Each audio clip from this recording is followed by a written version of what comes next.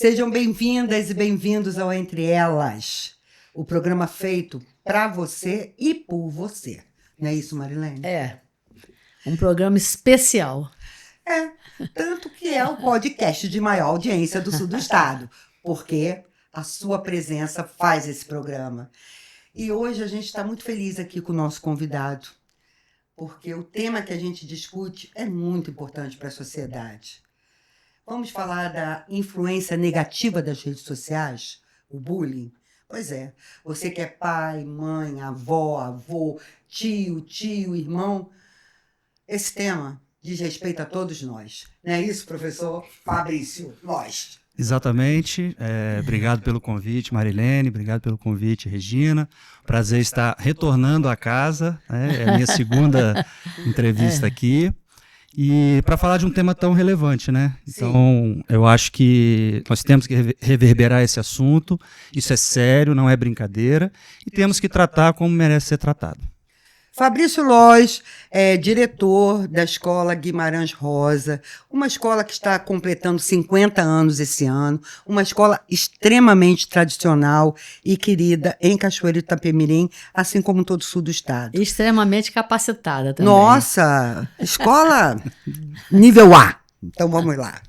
E como é uma escola de segundo grau, ele lida com jovens que estão nas redes sociais, né? Nós não estamos falando de criancinha, nós estamos falando de adolescentes. E é sobre isso que a gente conversa aqui hoje. Dá para impedir o jovem de usar celular dentro da escola? Não, é impossível. Existe a lei está aí, mas a realidade é outra. Nós, claro, a escola ela tem as suas diretrizes, a gente segue as orientações, mas o aluno sai da escola, ele vai para a rua, ele vai para o clube, ele vai para outro lugar. Então, ele está portando o celular. Durante a escola, durante o tempo escolar, a gente consegue impedir a utilização porque o aluno está focado nas aulas, nas matérias, e existe todo um background por trás para poder evitar. Né? Exatamente. Então, lá na escola, Regina, te respondendo diretamente, a gente já teve muito mais problema com a utilização do celular. A lei foi boa. A lei ela veio... Deu um amparo, né? Deu um amparo, né? Principalmente junto aos pais. Mas você dizer assim, o aluno não pode levar o celular, isso daí é fora da realidade, não tem como. Ele vai levar o celular, vai deixar dentro da bolsa, a escola vai recolher, aí cada um tem a sua política, mas a utilização do celular, isso daí é inerente hoje à vida do adolescente. Então, muito difícil você de todos impedir. Nós, não só de adolescente, de todos não. Nós, exatamente. Porque o bullying, ele é uma realidade. Infelizmente, ele é uma realidade. Eu acho, né, que o fato do jovem hoje, né, Marilene, tá tão distante das brincadeiras de rua, dos grupos dos amigos e tal, esses amigos se encontram virtualmente. Então, do mesmo jeito que os amigos se encontram para bater papo, se encontram também para zoar um outro amigo, para falar mal das meninas, para xingar um professor. É sobre isso. Então, travar isso é a coisa mais difícil do mundo. Mas a gente acredita que isso também passa pela questão de educação, do envolvimento dos pais no lar. O que você pensa sobre isso? Então, Regina, assim, eu vivi a minha adolescência, em anos que não existiam as redes sociais. Sim. O que eu vejo em relação ao bullying, esse crescimento, é que as coisas, antigamente, parecia que elas se resolviam na hora. Era a pessoa xingava ali, o outro xingava de volta, e de repente até, eventualmente, acontecia uma briga. Hoje não tem briga em escola. Não tem, né? Não tem. É uma realidade que ficou para trás. Que é bom também, né? Briga nunca é legal. Mas eu acho que o fato de sem as redes sociais, as pessoas interagirem mais, elas conseguiam resolver os problemas entre elas mesmo. Hoje não. Hoje a pessoa recebe uma crítica, e ela se chateia com aquilo, ela tem um canal que ela não vai falar diretamente para quem a chateou, ela vai falar para o mundo. É. Então, olha o grau, né, como que potencializa isso. Então, eu acho assim, Exatamente. as coisas acabaram, elas saíram do modo direto para o modo indireto. E esse modo indireto, sem nenhuma regulamentação, sem nenhum tipo de controle que hoje, né, ainda não há, realmente essa liberdade em excesso as pessoas não estão sabendo usar. Eu acho que assim, eu sou a favor de liberdade, claro, né, para todo mundo, mas quando se sabe utilizar, é liberdade com responsabilidade. Se a pessoa não sabe, não pode. Tem que ter alguém falando que existe alguns limites para até onde pode ir, até onde que não pode ir. Porque do jeito que está, é a escalada da violência. E aí a pessoa, né, recebeu aquela crítica via rede social, se sentiu ofendida. Daqui a pouco ela começa a ofender também. E aquele negócio, o que às vezes poderia ser resolvido pessoalmente, ali não, ali vira uma coisa muito maior. E aí envolve família, envolve pai, envolve mãe, envolve sociedade. Exatamente. Quer dizer, vira uma coisa muito grande. Então, realmente é uma questão que tem que ser analisada, tem que ser olhada com, né, vou colocar um microscópio mesmo para ver aonde que se pode mexer, porque do jeito que está, na minha opinião, está muito solto. Realmente está muito solto. E o que a Escola Guimarães Rosa está fazendo em relação a esse tema? Marilene, lá na escola, assim, pelo fato de serem alunos já com uma certa capacidade, né, mais velhos um pouquinho e tudo, a gente consegue um diálogo mais direto com o aluno. Então, o que a escola busca? A escola busca estar, na medida do possível, é claro, junto com professores, equipe, coordenadores, supervisores, está atento ao que está acontecendo na escola. Então, a gente, né, até pelo fato, e aí já é uma realidade do Guimarães Rosa, de ser uma escola pequena, da gente, né, tá ali junto, a gente consegue perceber quando um aluno está mais isolado, quando um aluno está com às vezes um comportamento mais arredio. Então, na escola, no Guimarães Rosa, a gente se conhece. Né? E você se conhecendo, você pode ver onde eventualmente tem algum ruído para evitar uma coisa maior. Não estou dizendo que isso seja... pode. Vocês têm psicólogo na escola? Sim. Depois da pandemia, a gente viu a necessidade de ter um acompanhamento psicológico, uma psicóloga dentro da escola. Claro que no sentido de identificar o problema, fazer um primeiro atendimento e encaminhar, porque não pode fazer o tratamento lá dentro da escola. Mas nós temos esse serviço e isso assim ficou muito latente após a pandemia. Antes, a gente, às vezes, né, você vê a necessidade, mas não era tanta. Depois da pandemia, eu acho que as coisas potencializaram também. Não, o mundo virou outra coisa. O mundo hoje é outro e a gente tem que ter essa leitura. Em vários segmentos, vários setores que a gente conversa, falam disso, né? Tipo, até a pandemia e depois da pandemia. Mudou muita coisa. Você tem filhos adolescentes? Não, então, meu filho já não é adolescente. Ele estudou no Guimarães Rosa. Hoje ele faz administração na UFES, já está finalizando, mas está com 23 anos. Então, já passou da fase da adolescência. Mas viveu a adolescência na época das redes sociais, já existia. Já, né? Já. Mas não sei, não tinha essa violência, era uma coisa... Era outra coisa. Eu fico imaginando, a gente está falando, eu fico pensando, rede social, eu miro Facebook, Instagram, agora TikTok. Mas a gente está esquecendo de uma ferramenta que é extremamente eficaz, que é o WhatsApp. E tem outra coisa. Nos grupos de WhatsApp são compartilhadas informações, fotos, etc. e tal. Com a inteligência artificial, isso potencializou de tal maneira, porque com a inteligência artificial você pode botar a cara do professor, falando outra coisa. Você pode botar a cara de uma menina sem roupa. A inteligência artificial ela faz tudo isso. Então, assim, monitorar hoje os grupos de WhatsApp ou fazer um trabalho preventivo de respeito, né, da cultura da paz, da não violência, da cultura respeitando as mulheres. Eu acho que fazer um trabalho nesse sentido é fundamental hoje nas escolas, Fabrício. Eu concordo, Regina. Agora, tem alguns limites para isso, né? Por exemplo, nós na escola, nós temos o grupo de alunos. A escola tem o grupo de alunos. Ah, legal isso. Nesse grupo de alunos, somente o administrador fala. Por quê? Porque ele está dando as orientações que às vezes são necessárias, um material extra, né? Um estudo dirigido, tudo isso no grupo de WhatsApp. Agora, por exemplo, a escola não tem como, a não ser indiretamente, conversando, conscientizando, né, falando das eventuais consequências, a escola não tem como controlar um eventual grupo que os alunos criem.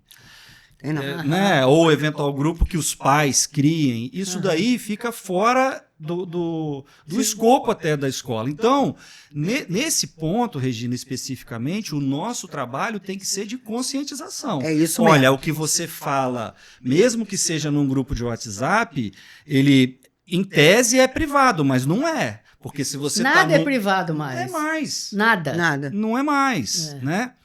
E fazendo um parênteses aqui, né, no nosso assunto, que é muito sério, mas eu queria dar uma contribuição pessoal, Regina. Eu, assim, os grupos de WhatsApp hoje, eu filtrei praticamente... Sim, não dá para participar de tudo. Todos, eu filtrei. Hoje eu fico nos grupos. Por quê? Porque às vezes você tem amigos, né, enfim, que você conhece a vida inteira, e, de repente, você passa a enxergar ele com outros olhos pela quantidade de coisa que coloca, pelo... Entendeu? Eu não estou dizendo que eu sou santo, não. Também tenho as minhas falhas. Mas, às vezes, né, você fala assim, poxa, mas é isso mesmo que esse cara pensa? Esse cara é tão... Sim mesmo. Revela o caráter. Aí eu falava, aí antigamente a gente se encontrava, sei lá, você vai beber cerveja, vai jogar um futebol, não dá tempo dele tocar em assuntos tão que definem, às vezes, uma personalidade. Né? É verdade. Então a gente não ficava sabendo. E hoje, os grupos de WhatsApp, eles ficaram assim. Aí você vê aquele negócio ali e fala, pelo amor de Deus, será que esse cara pensou assim a vida inteira? Será que ele contou essa piada machista mesmo? Será que ele pensou assim, né? Desde que a gente era amigo lá atrás? Exatamente. Ele pensou assim, exatamente, só agora está se revelando, enfim. Mas isso foi só um parênteses. Os grupos de WhatsApp, a gente faz um trabalho de conscientização, né? Isso daí não é um trabalho assim, você não pode falar nada no grupo de WhatsApp, porque isso não rola. Não é assim. Não. E os alunos sabem também, só que a gente, né, às vezes entra com a parte legal, porque você tem, você vai para o Instagram, você faz uma postagem, aquilo ali eventualmente pode ter uma consequência. Pode ter um processo. Pode ter um processo, né? Porque é o que Marilene falou aqui, nada é privado mais hoje em dia. Tudo que vai para a rede social vira para todo mundo. Né? A impressão que eu tenho é que a gente está vivendo num mundo que é um grande Big Brother. É câmera para tudo quanto é lado. Não tem mais privacidade mesmo. Agora, gravado. A gente também, né, querer que volte como era, não vai voltar. Nunca a gente mais. Tem que se adaptar ao que é. Exatamente. Ver até onde, né, e estabelecer mesmo os limites. Eu acho que tem que ter. Para tudo tem, né? A gente, né, quando é educado, meu filho, olha, isso aqui você pode fazer, isso aqui você não pode fazer. Fabrício, se você fizer, tem uma consequência. Objetivamente, um caso de bullying na escola, qual é a atitude que a direção toma? Inicialmente, isso está previsto em regimento, nosso regimento escolar prevê.